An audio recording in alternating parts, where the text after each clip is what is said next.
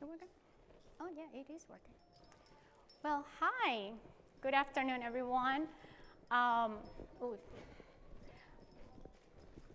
name is Jasmine Castellano, and I work for the Center of Autism and Related Disabilities.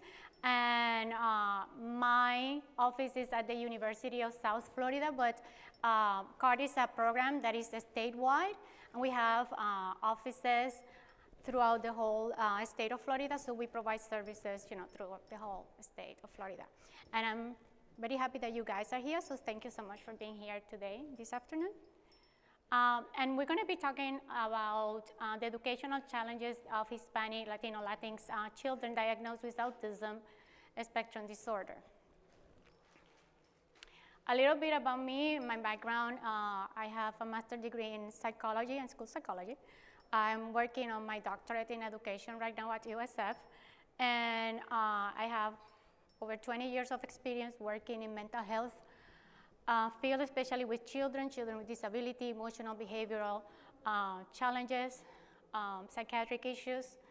And I'm a mom myself of a child with autism and disabilities, so I can relate as a mom, as a professional.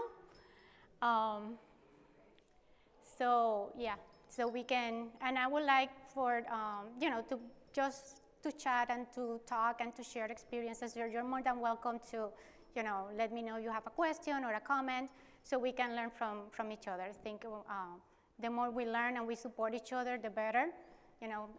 Maybe, somebody else has a resource that I don't know, that I don't have access to or whatever, and we can share it and help each other, okay, in this wonderful journey.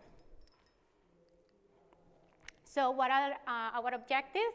We will describe symptoms associated to ASD.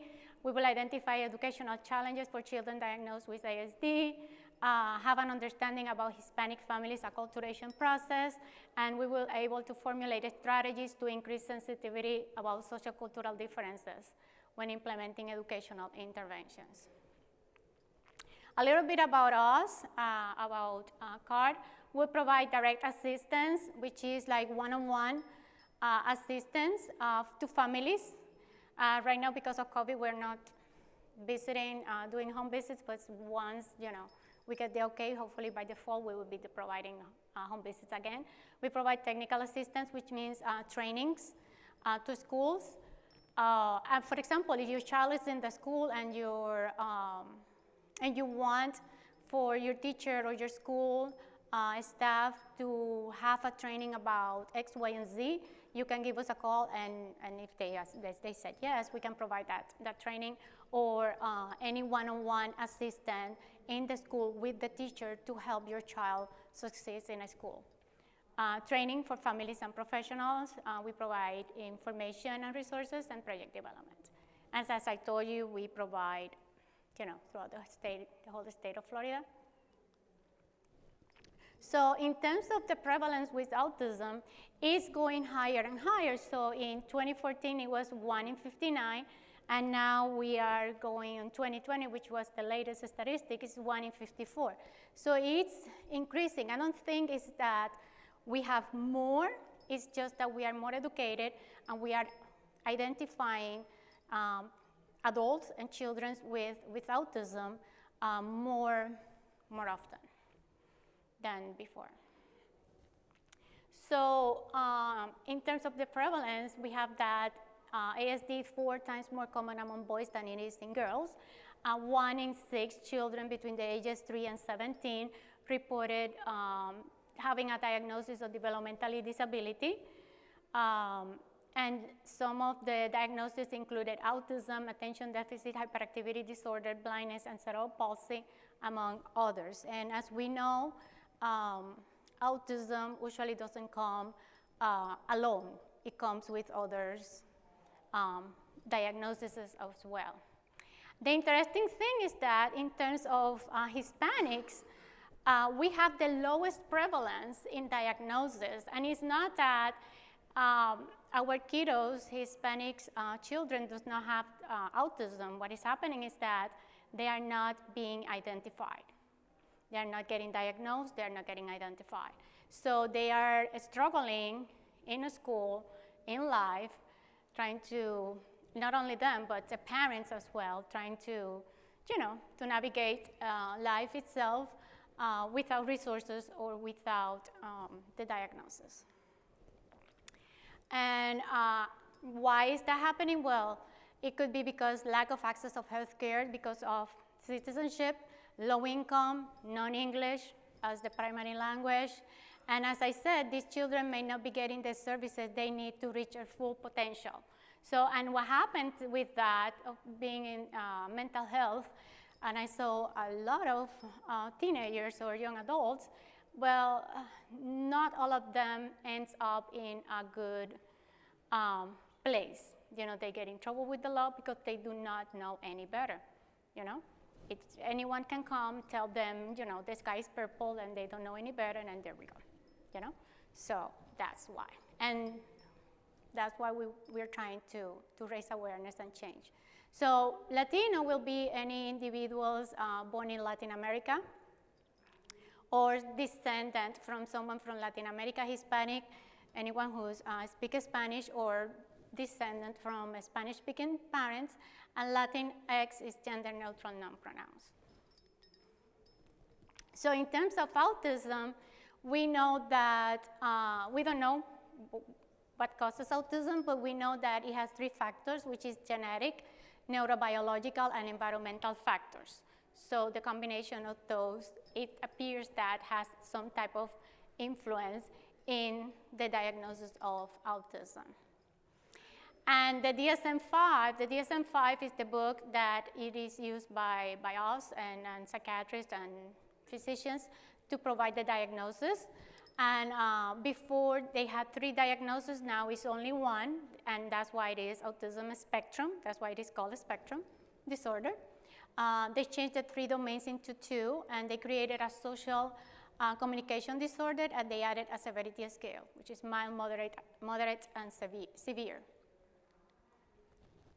So what are the things that we're looking in terms of a child with autism?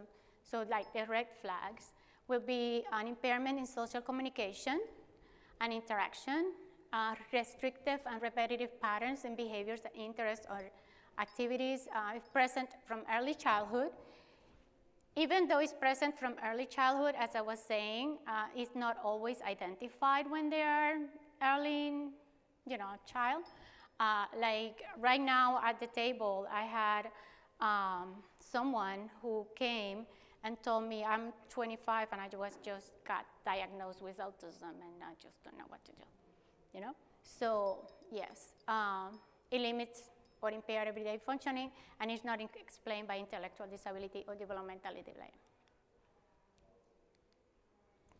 So sometimes, and I don't know if this happens to you, but sometimes when you have someone with disabilities or with autism, and you tell others like, oh, this is my child, and actually, she has a disability, she has autism, sometimes you get like, oh, but she doesn't look like, but it doesn't seem like, but she looks normal, but she looks normal to me, and like, okay. And so people has this frame, in their mind of what a person or a child with autism should look like. Let me start with that. When you say autism, sometimes they have, the first thing that comes into their mind is a child.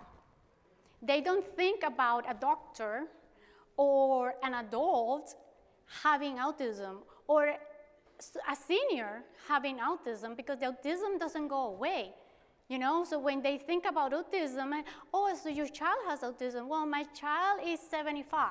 Well, I would not be alive by then, but but you know what? I mean, yeah, they don't think about that. So they have this, expectation of how a person with autism should look like. And based on that expectation, so like in my case, my child is what they call like high functioning. So, and she's the one that she doesn't look like. So it would be like, oh, so sensory issues like loud noises, no, that's okay, she can get over it. That's not a big deal, just don't pay, just let her, it will go away. That will go away, just don't pay attention. Like, no, it's just, it's reality, it's something real, it bothers her, It doesn't go away. Okay, so then they have the expectations, and they kind of brush off their needs, and it can happen everywhere. It can happen with the family, it can happen in school, it can happen with professionals in the field, like health professionals, it can happen anywhere. However, on the other hand, you can have the other extreme, like, oh, poor thing, your child has autism, or your child has this, oh, but you cannot do that. Don't you allow her, to brush her teeth all by herself, because God forbid, like what she needs to learn, So then they prevent that child from having experiences and from developing those independent skills that they need in order to be functionals in life, because we are not going to be here forever and ever, and we need to prepare them to be independent and to, as much as they can, to maximize those strengths that they come with to the fullest, so they can be as independent and functional in society and learn to advocate for themselves as much as we can. So, there's the other ones that hold them back from having experiences and for them to develop those skills. However, as I don't know who has kids in here or work with kids with autism or people with autism, but the reason why it is called a spectrum is because you have this. There's no two people with autism that are totally the same.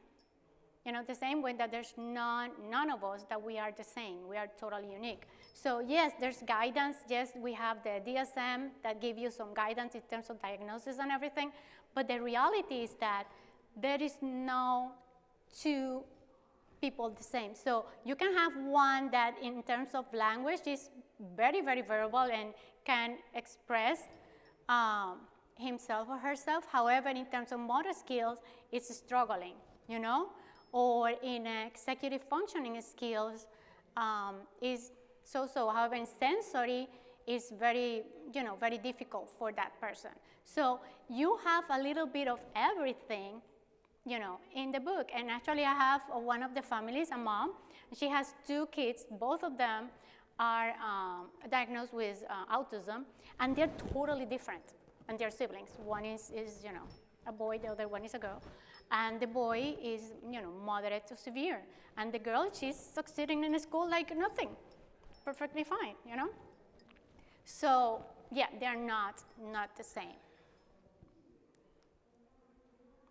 So in terms of autism and the schools, we have between fall 2000 and fall 2017, the percentage of public school students who were white decreased. Then the black students also decreased, and then we have the Hispanics who increased from 16 to 27% during the same period, and that was from 2000 and 2017. And it is expected in 2020 for the white students in a school to decrease. I don't know if you can see it. I don't know if you can see. Oh, what is it? Okay, there it is. If you can see it. So this is over here is 2029, I'm sorry, 2029. You see like it's decreasing. Black is kind of staying the same, but Hispanics, we are increasing. And it's projected, according to the CDC, that the Hispanic population is going to be increasing more and more here in the United States, which means that more kids are going to be here, more kids are going to be in the schools, and there's going to be more needs and more challenges for the Hispanic community. The same thing, according to the National Center for Education, it says that in terms of ASD, 11% had ASD and received services under the Individuals with Disabilities Education Act in public school around the whole nation, okay? And you can see in here that the first is speech, specific learning disabilities, then we have a speech, and here is autism. So, and that was on 2020. So it's increasing, and in here, students with disabilities that receive services under IDEA, we have autism at the top.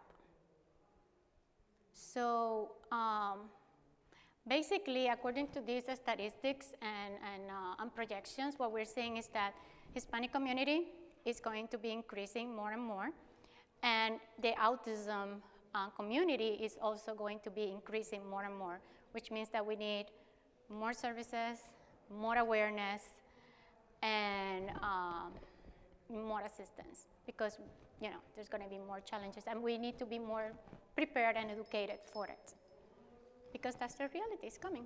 It's actually here already. So what are the educational challenges of a student with ASD? Communications. We know that people with autism, not all of them are verbal. We have some of them are verbal, some of them are nonverbal, and some of them have limited verbal skills. So if, in addition to that challenge, we have that many of the Hispanic children live in a Spanish-speaking household, which means that they are exposed to English in school, but parents speak Spanish at home, okay? And sometimes parents do not know English. So that's, and actually, if we go to some of the immigrant families, we have that the immigrant families, they don't speak Spanish, not all of them, some of them. They speak a dialect. So you have a child with autism, with communication difficulties and issues, that primary language is a dialect from mom and dad, no Spanish, and then you have English in the school. Okay, so that by itself is a challenge, and it is a lot. And another thing is that behavior as a way of communication. Like, I would love for everyone, for professionals, teachers, everyone, when you see behavior, especially with our kiddos with autism, if we can listen. Sometimes we forget and we think that communication is everything that is verbal. And I tell my parents and professionals, like, do you have a pet? Yeah. Have you ever talked to your pet? Or your pet have ever talked to you? No. So how do you know what the pet needs? Will let me know. How? Does he communicate with you? Yeah. How? With behaviors. There we go. So do we listen to our pet? Yeah. Do we observe the behaviors of our pet? Yeah. Do we know what the pet needs? Yeah. Why? Because we learn and we sat and we pay attention and we connect X, Y, and Z, and we were able to figure out what they need, correct? It will be ideal if we can do the same with our kiddos with autism. Let's sit, let's listen, let's observe. Listening doesn't mean to, verbal. Just let me see, what are you trying to communicate to me? It's very frustrating when they cannot communicate. It's very frustrating if, there's all these communication expectations, and I'm not achieving them. I'm trying to express what I need. They don't understand me. So what are you going to do? Well, I'm going to behave one way or another. I need to be heard one way or another. I need to express what I need. Okay? So that's why they use the behavior. I'm not saying do not set rules, expectations, routines, and discipline, because we all know, that we need, even us as an adults, we need that structure. Like, if you go to work and your boss or your organization is like, oh, there's no expectations, there's no rules or whatever, you're not going to feel safe because you don't know if what you're doing is correct or not. So we all need, as human beings, we need that. But, just observe and try to connect with your child or your person with autism based on their behaviors. And then we have the acculturation, is, these children trying to adapt to two cultures, the American and the Hispanic culture. And as we know, one of the challenges for our people with autism are changes and transitions. So here we are, we have the expectation that you should know about the American culture and how we do things in here and how things work and all that. But at the same time, I need to also should know about my Hispanic culture, my family culture, and my subculture, and how things work in here as well. So it is, while at the same time trying to figure out what is going on inside with me, and how come I want a glass of milk and I cannot communicate that. So all that is going through, our kiddos' mind. Any questions so far? Anybody has any questions, any comments? Okay. So another thing, school is not always a priority. So we have the unaccompanied children that just arrived to the USA. I had the honor and the privilege to work with a lot of unaccompanied children, just crossing the borders to USA. Like some of them, they were still wet from crossing the river when they came to me, to the shelter. And for them, when they come over here to the States, they come over here to work. They don't come over here to go to school. Why? Because most likely they have a debt that they have to pay, or because they have to send money to their families over their home country, you know? So these kids are not diagnosed. So they're coming over here, and there's no such things as, okay, did you go to the doctor? Did they give you a psychological evaluation? Doctor? No, you know? Lack of formal education from home country, and again, this is not all of them. This is very general. Like I said, maybe I had kids that told me they wanted to go to school, and as they were walking towards school, there was gang members telling them, if you pass by this path again, we're gonna just kill you, or you can join the gang, or we're just gonna kill you. So I don't go to school, okay? That's as simple as it gets. Children wants to work, not to go to school, as I said. Some parents came to the USA to provide for their family basic needs. So some parents just came to here because they really want to provide the basic needs like food, shelter, clothing. They want for, some of the parents, work comes first and education comes second. That's some of them. Other parents, education is a priority, but it can be a new experience for them. So we have parents that come here to the States, and they just want to provide for their child, you know, like basic needs, things that we take for granted, you know, they don't have it for granted, okay? So if you are trying to find food and shelter and clothing for your family for that day or for that week, you do not have the time nor the resources to go for psychological evaluations, for a bunch of therapy that you have to provide for your child. That's a full-time job, and as moms, those that have been on that boat, we know that is a full-time job, you know? And they just don't have the luxury to do it because they have to provide food and shelter and clothing. I mean, that's the reality. And taking time off to go to a meeting is not a choice, because if I take 5 hours off from work, that means that I'm gonna cut short on dinner tonight, you know? So that's reality for some of these families. However, I have parents that education is a priority. They know that if my child gets a good education, he will be able, and they come over here to the States because they want a better future for their children. So, so it's important. They don't know what it means, they don't know what encompasses, they don't know the system, but they know that if my child gets that education, that's gonna be good for him or her.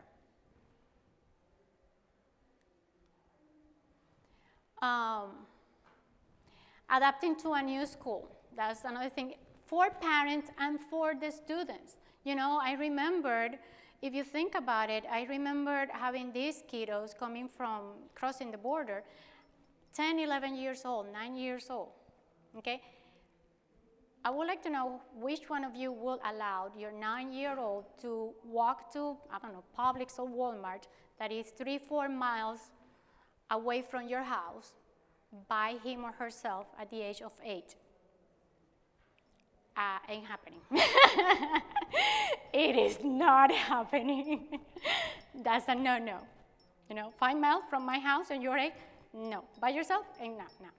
So we have 8-year-olds by themselves crossing, because sometimes we think about, oh, but they're just crossing the border from Mexico to the United States. No, they're crossing 3-4 different borders before they make it to the United States by themselves, you know? And they are 9 taking care of their little brother or sister that is probably 5 or 4. So here you have a child who knows how to survive, who can teach you, can teach me as an adult what to do, how to do it, when to do it, and how to navigate life. And out of the blue moon, you know, in a classroom, an adult is telling him, sit down, be quiet, stand up, time to eat lunch, time to go to play, time to read, time to do this, time to do that. Like, excuse me? What? Imagine that you're coming back home with your parents and out of the blue moon, you're living by yourself. Your mom is telling you, well, it is time for dinner. You sit down and eat your dinner. Actually, you know what? It's 9 o'clock. It's time for you to take a shower. Like, Mom, excuse me? I've been doing this by myself for a long time. I don't need you to tell me what to do anymore. Well, that happens with 8, 9 years old. Like, why are you telling me what to do? So what are they going to do? They're going to misbehave because they cannot communicate. One way or another, I'm going to express that I don't like this. This is not what I came here for, you know? And these kiddos have not only, some of them have autism, not only autism or disabilities, they have other disabilities, learning disabilities, okay? So for the parents, you know, like you have a family that they want the best for their kids, of course, and they want a good education, but then the school system, they have meetings, and there's schedules, and there's routine, and there's testing, and paperwork, and professional, well, IEP. What the heck is an IEP? Well, a team, and then I have to meet with a bunch of people, and who are they? They are all doctors, because sometimes they think that we are all doctors. And are they doctors? And why do I need to go there? Like, their mindset is that, okay, my child goes to school, and I drop him off in the morning, and you take care of that education, and he should be a doctor by the age of 35. That's how it works, right? And why do I need to go into all that? I don't, like what? I don't understand. They do not understand, okay? They do not understand. So it's very confusing. We have a lack of support group. I mean, some families do not have anyone over here. And this is another thing that is another challenge, especially for our kiddos with ASD. They change the school constantly. Family travels according to the season. You know, they come to the south during the winter, and now that is hot, they're going back to the north for the summer. So they start a school over the state at the north, up north, and when it's getting cold over here, you know, by October, November, they come down here to Florida. So that means that this child with autism is changing school constantly. One school during summer and fall, another school during the winter. And the problem is that if you can tell me, well, during the winter we're going to the same school, or during the summer we're going to the same school, but you don't know because they don't know where they're going to live. It's whomever is going to give you a job, whomever is going to give you a ride, whomever is going to give you a place to live, and that whomever tells you which school you need to put your child on. So these are constant changes, you know. Now you see how, you know, with all these changes and all these challenges and how all these kids keep having these issues and how they struggle in school and in everyday life and in developing the skills that they need is hard. Another thing is that, for example, no friends. Community and family believe that behavioral issues are lack of discipline, like there's not enough spanking, and this is not for everyone. Not all the families think like that. This is, you know, just some of them. But you can find families, members, or friends that will tell you, oh, what you need to do is, you know, give them a couple of the correazo, which is a belt, or, you know, spank it with a chancla, which is the flip-flop, and that will be perfectly fine. A child with disability can result on rejection from the family. It can be ignored or bullied by the community. Like other kids in the community can bully the child, or even sometimes the same family, you know. We have low educational level. For example, I saw this a lot. Like someone that is 15 and the educational level could be on a 5th grade level. I have one of my clients. She was 16, 17, about to graduate from high school, but her educational level was not there yet. And of course, I mean, the school, they try to do the best they can, but under the circumstances. So executive functioning skills is something that they struggle a lot, especially because of lack of consistency and the challenges that they're facing. Another thing is that I'm different, I look different, the skin color, the labels, a lot of feeling ashamed. So these are some of the challenges. Another challenge is for the parents, it is hard to access services for the child with disabilities. Why? Because sometimes there's not enough information in Spanish. They do not know. In their home country, services and resources that are minimum, so they just don't know. Language barriers, difficult for parents to express their concerns. This is another thing, like as Hispanics, we are very resilient, and sometimes it's not when someone tells us, oh, but you can ask for help or someone to help you with this and this and this, and you go like, oh, really? So I don't have to do it all by myself, So we think that, okay, we just, I just do it, I just have to do it all by myself. And we just don't think about that. So, and that's the reason why a lot of times we don't express our concerns. And let me tell you, I mean, I've been on that boat myself. Sometimes even same parents or family will tell me, but have you asked about this and this? I'm like, oh, really? Didn't think about that, because we put our head at, I just deal with it, I just do it.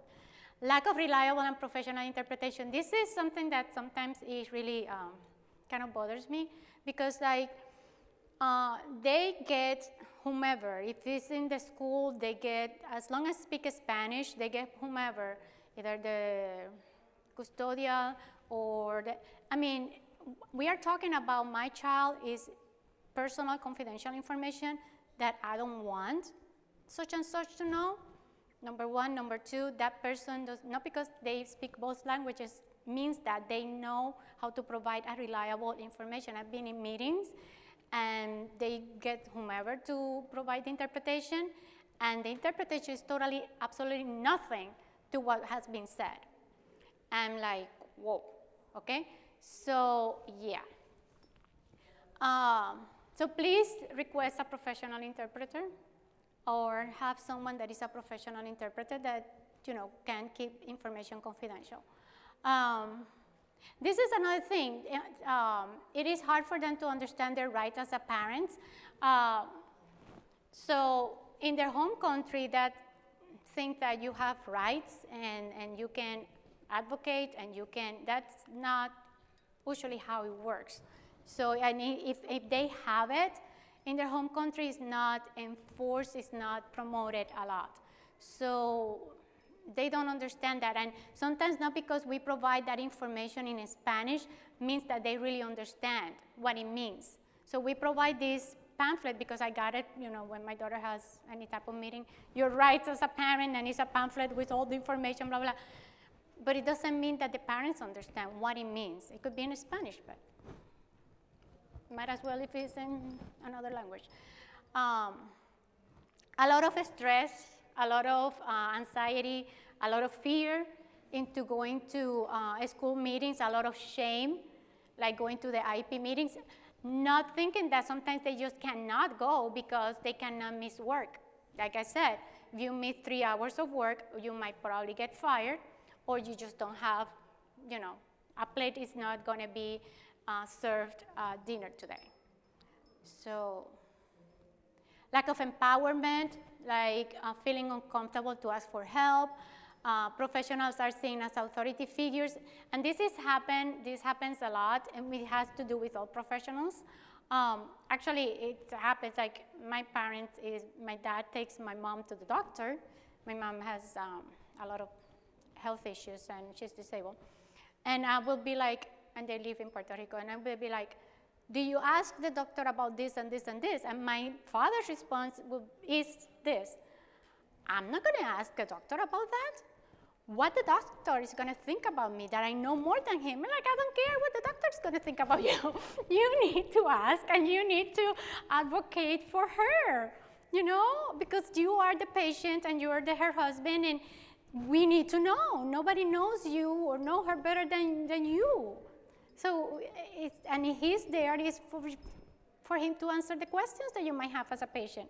But you know, but it's this mindset that, you know, they are over here and you just don't ask questions. That's totally disrespectful, and you just don't do it. This is something that I saw, and this is all has to do with challenges as well. As Hispanic community, there's a lot of machismo. Usually the mothers are responsible for the educational well-being of the child. So you have a mom that is working and is also responsible for everything in terms of the well-being of the child with autism. And I said, that's a full-time job because you have to schedule therapy, you have to take them to therapy, and usually it's not one therapy, usually it's 3 or 4 different therapies that which are 3-4 times a week, and then you have to follow up with the school, and then you have to follow up with the neurologist, and don't forget that, you know, have to schedule the neuropsychologist evaluation, and the blood work, you know, how you haven't done, that has to be before the next appointment with the neurologist so they can know, you know, but you have to work full time, and at the same time you have to keep the whole house clean, and if you have other kids at the same time, they need your help as well, and they need your attention. Yes. And usually the male or the husband or the dad is that, you know, I just go to work and you just provide and that's it. You know, you take care of the rest. Yeah. What is it? I can see. Are you a single mom? Yes, I am a single mom. Okay, so you know everything but yourself? Yes. Yeah, I'm a single mom, so I do everything by myself, and I also work full time, as you can see. But it's not easy, and that is totally out of the picture. I mean, because someone is not together doesn't mean so that is out of the picture. So, but I had couples coming to my office, and we were talking about their child's, you know, needs and mental health needs or disabilities and whatever. And that, first of all, for that to go to the office to see me, that was, pulling teeth. But if we were able to make it happen, you know, it was like, I work hard, which is true, they work hard. I'm not saying they don't, because they do work hard a lot, like a long hours, that's true. And I provide, and that's it, you know. And, you know, I had this too, like fathers will discredit mothers' concerns. Like, they will tell me, well, the problem in here is not the child, the problem in here is mom. Because if mom will not do this and this and this, and mom will do this and this and this, I'm pretty sure this child will be X, Y, and Z. And like, no, that's not how it works. You know? So, or, it's just that she's inventing things. That's not what really happens. Or, and that take a passive role in the child's treatment. We do see that a lot as well. Another challenges that parents face, some Hispanic families do not trust professionals. They are afraid to be being deported, fear to be discriminated. There's a lot of denial. Child needs more attention and love. Like, for example, you know, if they work long hours, or it will grow out of it. You know, sometimes they will be like, oh, but I remember the cousin of my neighbor, of my aunt, or whatever, who was doing something like that or behaving like that, and now he's not doing it, you know? It just went away, disappeared. Or, you know, I will give them any type of, you know, tea, a special tea, or potion, or something, and let me tell you, that cured that child. Or he's doing perfectly fine, you know? So, we have another challenges for students with ASD, immigration status, parents and children. Not all the children are legal. Sometimes we have the parents that are undocumented and the child is US citizen. And this is scary, especially, you know, you don't know what's going to happen. You can be, mom and dad will drop you off at school, but it doesn't mean that mom and dad are going to pick you up from school. You know, maybe the police or ICE or someone is going to pick you up from school to tell you mom and dad got deported or they are detained, you know, and now what? And think about your child with disability going through all that. Trauma, trip to USA is a traumatic event. I can write a book, an encyclopedia, for those of us that are old enough to know what an encyclopedia is, about the stories that my kids that I used to work with, told me about their trip coming over here to the USA. I mean, they come with trauma, and these are the ones that we are working with, they're dealing with, and on top of that, they have, you know, disabilities, because that's reality. So not only the disability, they come with, you know, a lot of, they know how to survive, and on top of that, they come with a lot of trauma, because just think about it. You know, a 9, 10 years old by himself or herself, crossing the border for the past, I don't know, 2 months. Yeah, how do you think they get food and shelter? Wasn't for free. So yeah.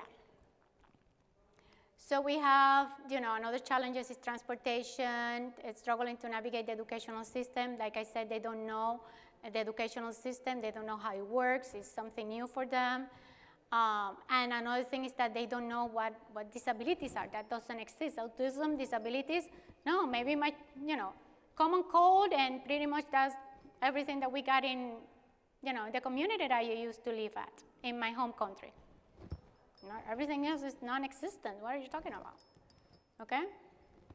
Parents believe that Hispanic children achieve developmental milestone at a later age. So, I mean, if the independence, social-emotional development, they totally believe that, you know, my child is, I don't know, 5 and he's not speaking. And well, this is, you know, an example, of course. Like, oh no, that's not a big deal. You know, he will talk eventually. You know, I remember such and such that happened, and now they're talking, you know. So they don't see developmental milestone as an issue. They think that's not a big deal, not until they are educated and they, we make them aware of that. There's a lot of shame, okay, like I did something wrong, it is my fault, I'm not giving the discipline that they need. They will not seek assistance for behavioral and emotional problems because we just don't talk about emotions, you just deal with it, you know? Women's or males, if it's a boy, just don't cry. And another thing, our kiddos with autism, I mean, they cry. So just imagine a boy, and they are taught in the Hispanic culture that boys don't cry. You just don't cry, you know? So, and that's the mindset. We have the poverty, lack of money and transportation. Some parents expect for the oldest child to take care of the youngest sibling. That happens a lot. As I explained, you know, crossing the border and you have, you know, this 10, 11-year-old daughter taking care and bringing the little brother that probably is 6 and taking care of that little brother as they crossing the border. Children sleeping in the car while parents are working at night in the field. This is reality. This is not things that are, this is things that my families and my kids told me, you know? So it's not that this is not that I got from a research, or these are the real stories of the people that I worked with, you know? With disabilities, you know, in X, Y, and Z disabilities that they were having. Of course, I mean, some of them, they live in poor communities and schools in communities under poverty. Well, they don't have the resources as other schools in other communities do. So teachers do not have adequate resources to satisfy their needs. We also have what we were talking about, the spirituality. And we have the sympathy that, you know, which promotes compassion, poor thing. The familiar, which promotes the family values. Fatalism, trust in God's will. Or the endurance, this is a gift from God. And we have the natural and spiritual healing. So we can take this child to this spiritual healer that is across the street, and with some plants and some rituals, the child will, you know, because that's a bad spirit or someone who did something like a witchcraft, you know, and that's why the child is doing, you know, what the child is doing, you know. So these are all the things that are happening in the families. We have the moms, they suffer from depression, less likely to seek and receive the services. There's the stigma. So that's another thing, they don't seek sometimes diagnosis or services because of the stigma, the labels. They don't want that because of shame, because they feel guilty. Sometimes they don't share the diagnosis with the family to avoid conflicts, to avoid judgment as well, embarrassment. So what can teachers, school personnel can do? Well, participate in trainings to increase knowledge about autism. I think that's important. Learn about resources, like we provide a lot of resources for teachers and school. It's important to learn about your own culture and the Hispanic culture and how we can satisfy their needs. Not because we are Hispanics means that we are all the same. You know, if you are working with Hispanic families from the Caribbean, our needs are totally different and our experiences are totally different from those that are coming from Central America. You know, I mean, here in Orlando, there's a big Puerto Rican community. We have the privilege and the blessing that we don't need to cross any borders. We don't need to be undocumented. We don't need to be afraid that ICE is going to come with, you know, to get us. We don't have to worry about none of that, okay? So our needs are totally different from the ones that are from Mexico, Guatemala, Honduras, or any other place, or Cuba, or Dominican Republic, which is different because they're from the Caribbean than the one from Latin America, Central America. So listen to the children, meet them where they are at. Like I was saying in the beginning, let's take the time to listen to their behaviors, listen to their experiences. Take that into consideration. Let's take our expectations, our knowledge, our frame of reference of how it should be, and just put it aside and sit down and teach me. Let me learn from you. I want to learn from you. Like when I was working with and I still work with the Hispanic community, not because I speak Spanish, and sometimes my supervisor thought about that. I would just speak Spanish. It's like, you know, I'm the like, queen and, you know, red carpet, and like, no. I needed to earn their trust. I need to put aside everything that I know and just sit down and teach me. I want to learn.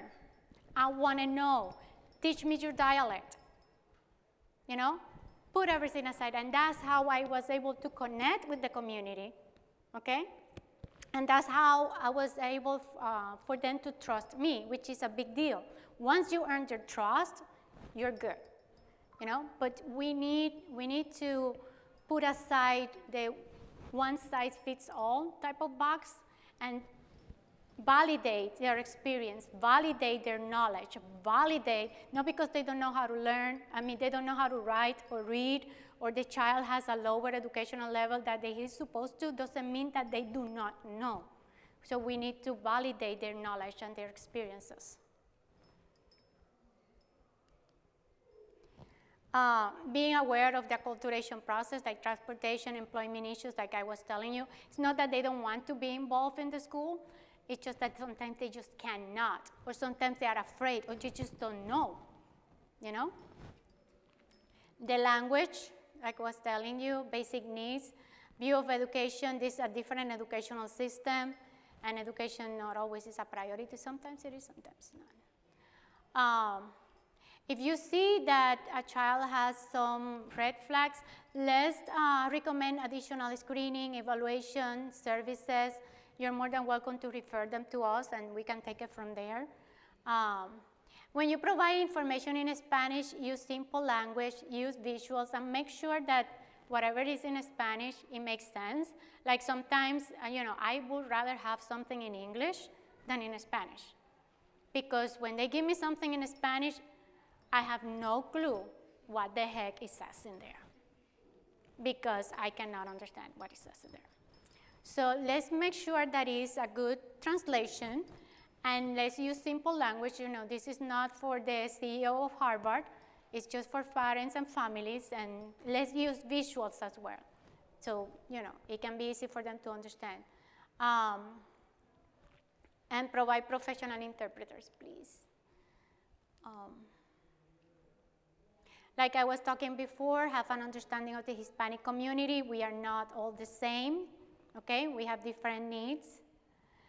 And adapt, tests according to the needs of the student, like more visual, that is culturally inclusive. Like if they don't have snow in their home place and you are putting a story for them to answer some question from comprehension about snow and skiing and whatever, they cannot relate to that because they don't have that. So let's use stories, pictures, their money, the money that they use in their home country, the food that they use in their home country, and we can Google all that.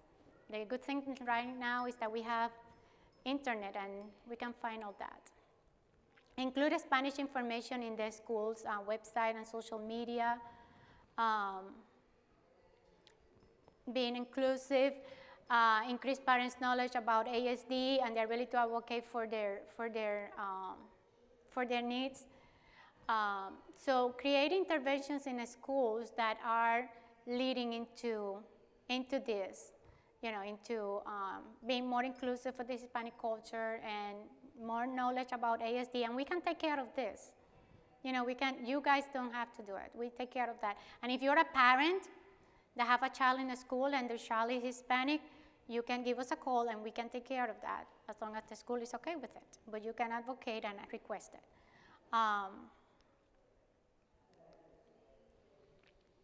Provide parents with specific strategies how to be implemented at home, especially for assignment and homeworks. Like again, if their parents doesn't know how to read and write and their first language is a dialect, and you're asking mom and dad to help the child with this homework or the school project, ain't gonna happen because they just don't know.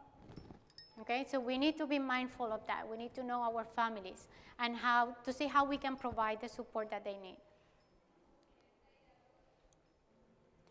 And some points to be considered, Hispanic parents have limited access to Spanish information. They can feel overwhelmed from people telling them that their child behavior is not normal, okay? Feelings of shame, guilt about the disability. Let's, as providers, let's try to have an empathic approach.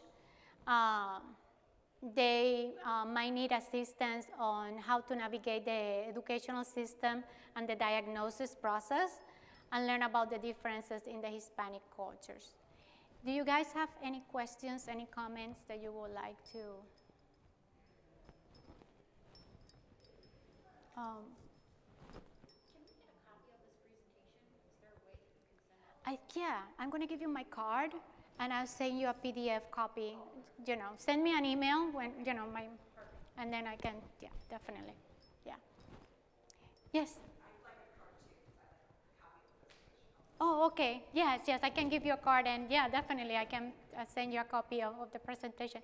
And if you guys want me to, to present in your workplace or whatever, I'll be more than happy. You can contact me and we can create a training, and we can also present for questions or concerns. Any questions, any comment of, as parents, as professionals, anything that you have gone through.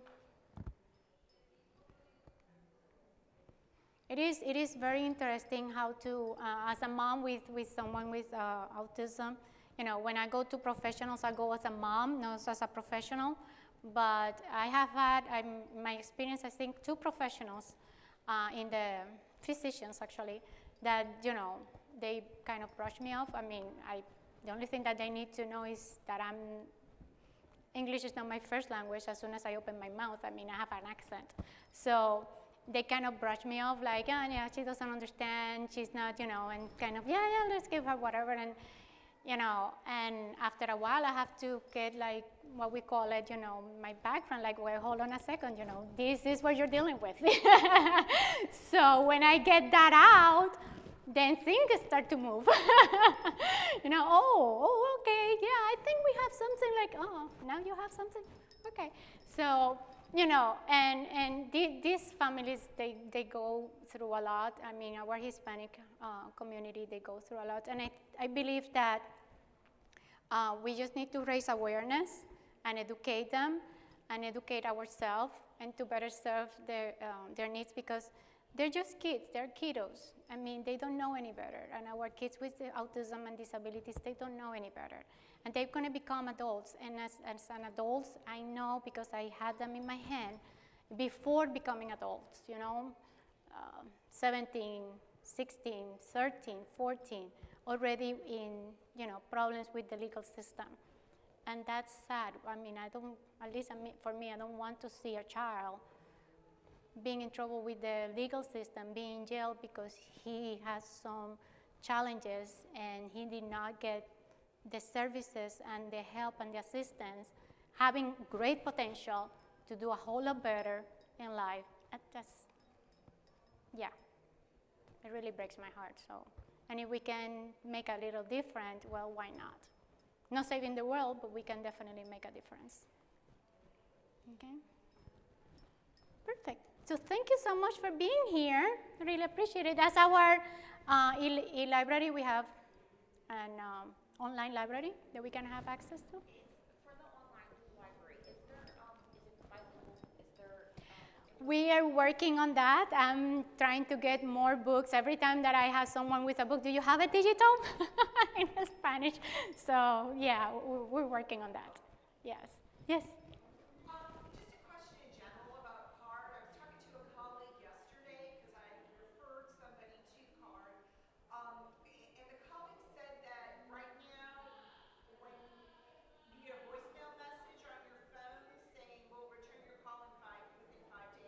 Is that still the process, or are you guys all back in the office working?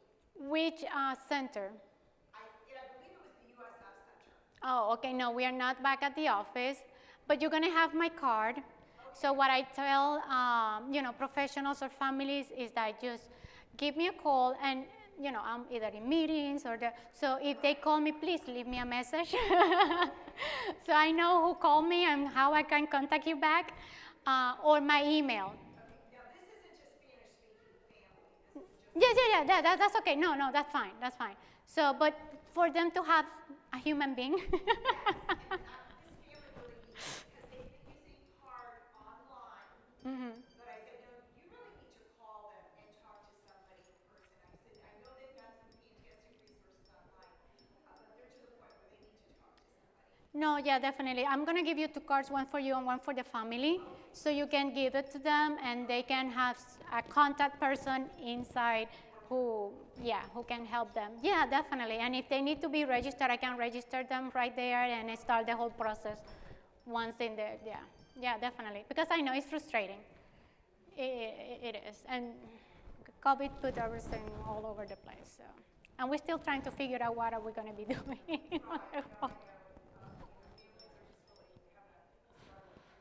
Yeah, it is. Like therapy, you know, via Zoom, and like physical therapy and ABA therapy via Zoom. ABA therapy since January. Yeah, I got a lot of families telling me, no, that he's taking ABA therapy via Zoom. I'm like, I wonder how is that going? Because, I mean, mom is the one. Yeah, I mean, who's doing the therapy? Mom. The therapist is telling mom what to do, but mom is not a therapist. But at least, I mean, trying to do the best that we can with what we, under the circumstances. But yeah, Well, thank you so much for being here. I really appreciate it. So yeah, hope you enjoy the rest of the conference. Oh, thank you.